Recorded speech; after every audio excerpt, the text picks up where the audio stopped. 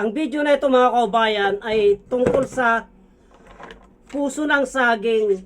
Kasi mag-almusal po ako at ang ulam ko ay ang puso ng saging. Ilalaga ko po ito. Itong puso ng saging. Pero ipapaliwanag ko muna po ang kakayahan ng puso ng saging. Kung anong karamdaman ang kanyang nagagamot. Itong puso ng saging na ito mga kaubayan ay ito po yung pinalabas ko na panggamot sa mga nagsusukat, nagdudura ng dugo at ganun din sa anti-cancerous po. Itong puso ng saging, sakit ng tiyan, sa mga amoebamism. Yan po ang kakayahan na nagagamot ng puso ng saging. Pag ito po ay inuulam mo, bukod sa masarap na ulam na ang puso ng saging, pag ito po ay inuulam mo at linalaga mo lamang, tinatanggal lamang po ito mga kaubayan, ito. Itatabi po natin ito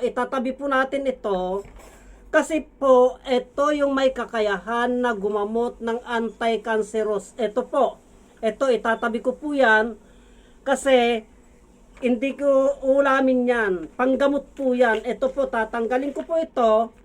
Itong parte na ito. Ito po.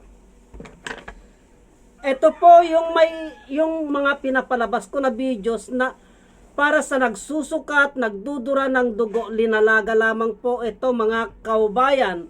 At sa anti-cancerous naman po, ganun din po kinakain ng sariwa ito.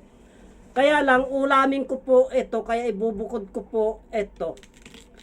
Ayan, tatanggalin ko lamang po ito, tapos ilalaga ko na po. Pag gagamitin mo po para sa nagdudura at nagsusuka ng dugo, ay haluan mo po ng star apple at yung pinaglagaan po, yun po ang iinumin mo para sa nagdudura at nagsusuka ng dugo. Ito, itatabi ko itong mga ito para sa anti-cancerous po ito. Bukod po ito mga kaubayan at ito lamang po ang aking ilalaga na ulamin. Ganito lamang po yan. Pag ilalaga mo po at ulamin, tanggalin po ito. Tanggalin po yan. Yan. Bibiyakin ko lamang po ito mga kaubayan. Pag natanggal na po yan mga kaubayan, ang gumagamot sa para sa nagsusukat, nagdudura ng dugo. Kung nyo pong nakikita, may dagta po yan. Ito po. Yan po yan.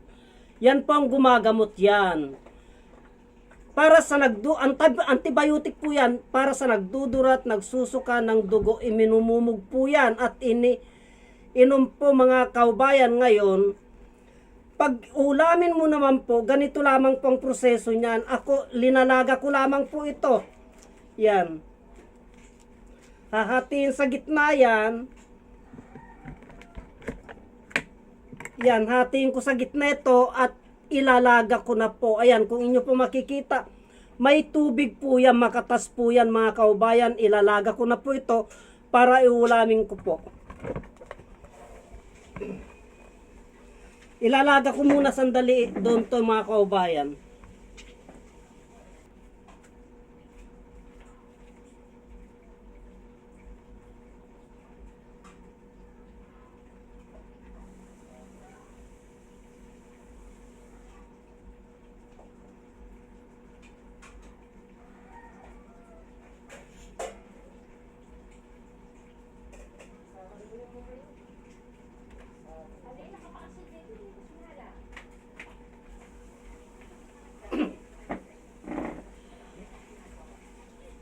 Yun po mga kaubayan, linalaga ko lamang po. Hanggat linalaga ko po, ipinapaliwanag ko po. Etong mga ito mga kaubayan, pag nag-ulam po kayo, wag nyo pong itatapon ito. Kasi ito po yung malakas na panggamot sa anti-cancerous. Ito po. Ang gumagamot po dyan ay kinakain po namin ng hilaw na ito. Ito po. Yan. Kung inyo pong makikita, may mga sapot-sapot po yan mga kaubayan. Ito, yan po ang gumagamot sa anti-cancerous yan. Malagkit yan, may katas po yan. Yan po ang gumagamot sa sakit ng tiyan. At ito naman pong sapal nito, ito po, yung laman niyan, kaya anti-cancerous po yan. Ito po yung laman po nito. Yan po. Yan, yung laman niya na yan, ito, yan. Madulas po ito, anti-cancerous po yan pag kinain mo. Madulas po yun. Yung dulas niya na yon, pag pumasok sa loob ng tiyan natin, ay lilinisan niya po yan. Tratrabaho niya po yung mga bukol-bukol na siyang dahilan kung bakit tayo nagka-cancer. At ito naman po, ito, isinabay mo pang kung kinain yan, antibiotic po yan, panggamot po yan. Ayan.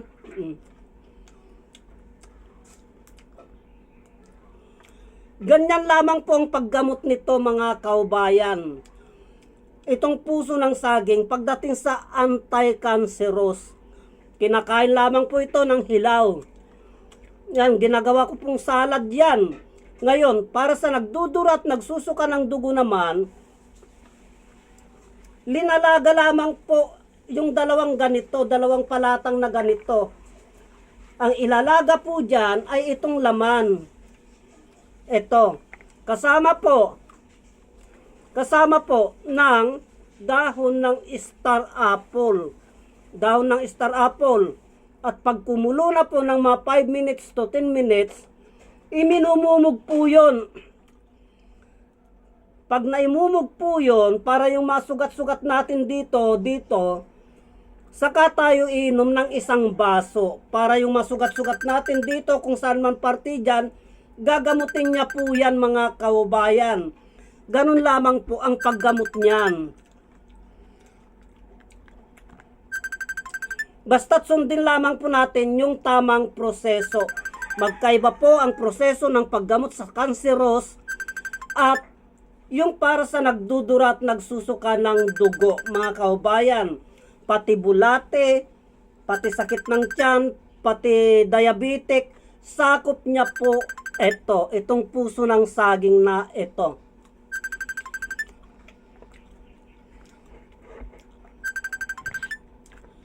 Tignan ko po kung luto na yun mga kaubayan. Ito, luto na ito mga kaubayan. Luto na itong puso ng saging na linaga ko na ulam ko. Ulam ko ito mga kaubayan. Ngayon tatanggal. Ito na po siya. Ito na po siya mga kaubayan. Isasawsaw ko lamang po sa bagoong ito. Isasawsaw ko lamang sa bagoong ito. At ipapaliwanag ko po itong pinaglagaan ay siyang malakas na panggamot sa nagdudura at nagsusuka ng dugo. Ito na siya mga kaubayan, no?